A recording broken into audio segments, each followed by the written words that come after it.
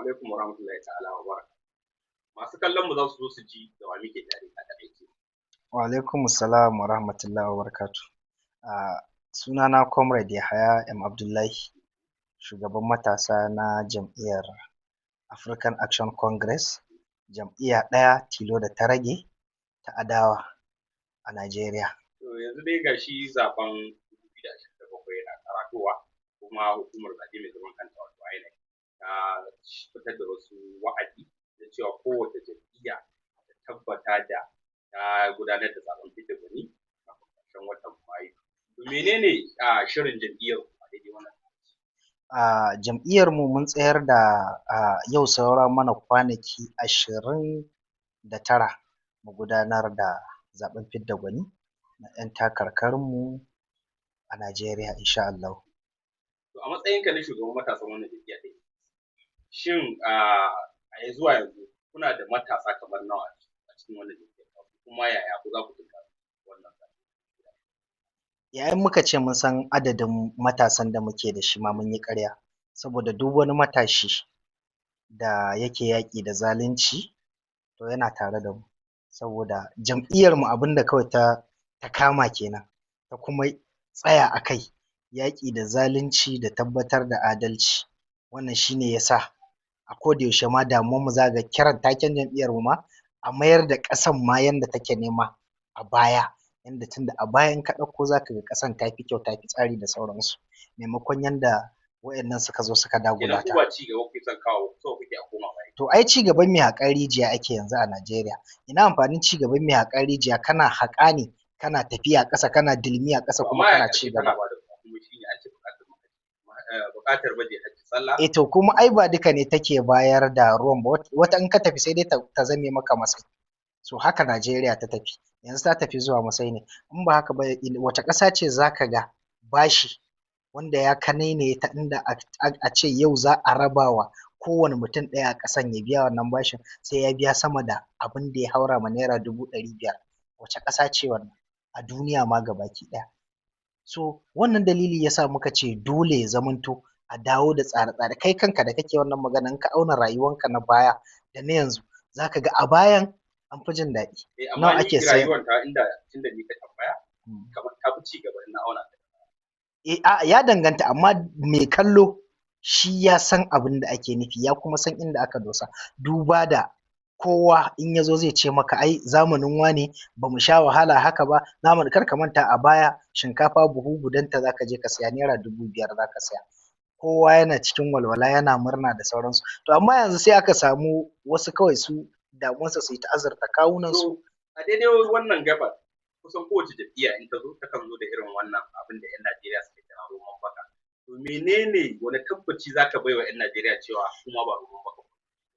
Da yake ka san Juma'ar da za ta yi kyau tun daga Laraba ake gane ta. Me haka kake nufi da haka? Yawwa, ɗan takarar da ya yi mana takara a baya shi ne muke sa ran zai ci zaɓen fidda gwani a takarar da za a gudanar yanzu wato Omoyele Sowore.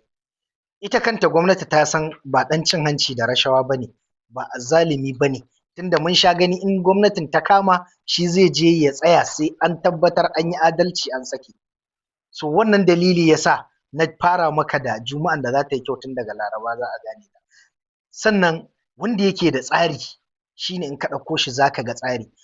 Kar ka manta duka mutanen nan mun riga da mun san su, cin hanci, rashawa, babakere da yawansu, wasunsu ma 'yan safaran ƙwayoyi ne, kowa da irin abubuwan asha da yake aikatawa. To wannan mutumin ne kake tunanin yanzu ka zo ka ɗauko shi ka ba shi shugabanci kuma ka ga daidai? Ba inda za ka ga daidai. To yanzu a taƙaice me ya bambanta jam'iyyar da sauran jam'iyyu da ake da shi a Najeriya? Zalunci. Kuke yi?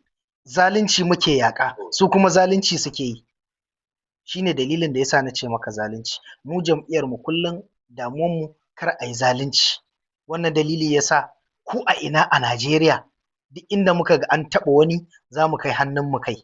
Dole a mai adalci, dole in kama shi aka yi a sake shi da sauransu. Wannan dalili ya sa da yawan mu muke ta shan ɗauri daga can zuwa can, zagi, cin mutunci, amma dai ba mu saduda ba kuma ranar da za mu saduda mu dakata da wannan abin da muke. Fatan mu shi ne 'yan ƙasa musamman matasa su tashi su jajirce su ce ba sa buƙatan zalunci, a ƙasa. In yau suka ce ba sa buƙatan zalunci, alhamdulillahi shikenan, jam'iyyar mu za su zo, saboda an san cewa jam'iyyar mu ce kaɗai ta rage jam'iyya a Najeriya wanda ita ce take yaƙi da zalunci. Yanzu ka ɗauko sauran jam'iyyun da suka je suka game kansu guri guda suka haɗa kansu 'yan ADC, dukansu daga tsofin 'yan APC wanda bai samu muƙami ba, sai kuma wanda ya saci kuɗi ya wuce tunani ya rasa me zai yi da shi a gwamnatin baya, ɗan APC ne sai ya tsallako jam'iyyar ADC. Gwamnatin tana ta caccafke su ta karɓi wasu daga ciki, wasu kuma ta bar musu saboda su samu abin da za su yi rayuwa su ci abinci. Abin da yake faruwa kenan. To 'yan Najeriya suna ganin jam'iyyar ku ba yau ta saba shiga zaɓe ba, kuma duk zaɓe idan ta shiga ba a ganin tana cin kujera. Ba ka ganin a daidai wannan lokaci da 'yan Najeriya suke neman mafita a wata jam'iyya da ba APC ba, kuma dai wasu na hasashen cewa to har yanzu dai jam'iyyar ku ba ta kai wanda za ta iya cin wani zaɓe ba. Ba ka gani ya kamata ku haɗaka da wasu da suke ganin cewa za su iya kada wannan? To har yanzu ba mu ga masu gaskiya da kuma wasu da suka tsayar da jam'iyyansu ta zama jam'iyya nasu ne wanda take da ra'ayi irin namu ba. Idan ka ɗauko jam'iyyar ADC wanda yanzu tana sama tana ƙasa kullum tana tafiyan dabo tana tatata, azzaluman da suka zalunci Najeriya a lokacin Buhari suka yi ma Najeriya satan da ya wuce ƙima da hankali. Mun ga waɗanda ba su da komai, mota ma mai kyau ba su da ita ta hawa, yanzu kuma ba su san iya adadin dukiyar da suka tara ba. Ba dukiyan uwarsu bane, ba na ubansu bane, kuɗin ƙasa suka sata. Su ne suka je suka taru suka game kansu a ADC. Sai ka ɗauko wata jam'iyya, duka jam'iyyun adawa haka suke, daga wanda SDP jam'iyya ce ta shugaban ƙasa a yanzu, to da wanne za ka je ka haɗa kai yanzu a jam'iyya? Babu. Sai in kuma ka koma APC, su ne suka murza Najeriya suka murƙushe ta kuma suke ci gaba da murza ta da murƙushe ta.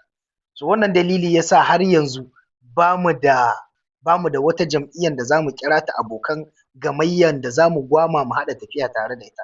Ya sa muke tafiya mu kaɗai. In 'yan Najeriya sun shirya sun ji suna buƙatan a yi yaƙi da zalunci su shigo cikinmu. To tambaya ta ƙarshe shi ne, an ganka a ɗan kwanakin nan a kafafen sada zumunta kana ta rikici da ɗaya daga cikin 'ya'yan gwamnati jihar Bauchi. Menene ya haɗa ka da shi ne haka? Shamsu ya taɓa ɗan takararmu na shugaban ƙasa.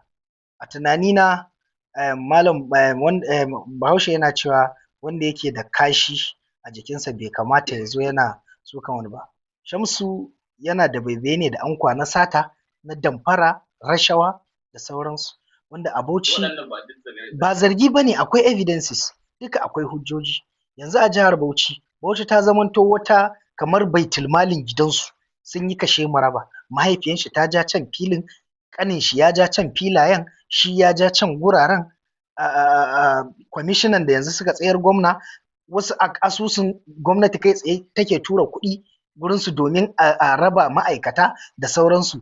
Kar ka manta kasuwan da muke gadara da ita a Bauchi Central da aka tashi ma Shamsu aka ba da kwangilanta. Gefe aka samu aka rushe, aka ce za a haɗa da kasuwan ne. Aka samu inda zai gina shaguna guda 200 aka ce na Shamsu ne, ma kamfaninsa aka bayar. So mu duk irin wannan shi muke guda. Kar ka manta tsofin shugabannin ƙasa a baya har kunya suke ji a ga 'ya'yansu suna alaƙanta kansu da gwamnati, hankalinsu a tashe yake, ballantana a ba su kwangila. Amma yanzu mun ga ɗan gwamna wanda shi Shamsu kuɗaɗen da yake fitarwa a ina ya samu? Me sana'an da yake yi Shamsu? Wani sana'a yake da har ya samu waɗannan kuɗaɗen?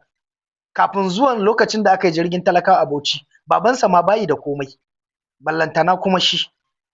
A lokacin da ya ci sanata ya taho ministan Abuja, babansa ne, mun sani, tunda yanzu ya gina gidan da a yankin, muna iya cewa a yankin arewa maso gabas babu wani gidan da ya kai shi girma da abubuwan kayan alatu da aka tara, wanda ta kai ta kawo har wasu kwamishinonin in za su shiga wannan gidan sai an karɓe wayansu, ana tunanin suna iya kansu bare ɗauki wani abin da za su gani ba su yi recording.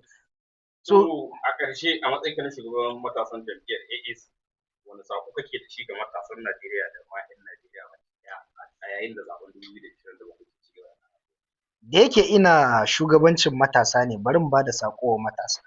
Matasa mu gane cewa an ce wai matasa su ne shugabannin gobe. Mu gane mu ba shugabannin gobe ba ne, mu ne shugabannin yanzu. in ka ce kai ne shugaban gobe to za ka yi ta tafiya har ka tsufa goben ba ta yi ba, amma matuƙar ka gane cewa kai ne shugaban yanzu, ka tashi ka naɗa zare ka dunƙula hannu ka ƙwaci ‘yancinka, to za ka samu ‘yanci. Wannan shi ne abin da muke kira kowane matashi ya ji cewa da shi za a dama, da shi zai fito, ba zai shiga irin abin da ake cewa ba ni gishiri in baka manda ba, ka ba da ƙuri'anka a baka taliya ko a baka 1000 ko 2000, a'a ka ji cewa za ka yi zaɓe ne domin ka tsira da mutuncinka, ka zaɓi wanda zai kare maka mutuncinka, wanda a yanzu kuma shi ne ya saba kare maka, to in ya ci zaɓe ma zai ci gaba da kare maka. Shi ne kira.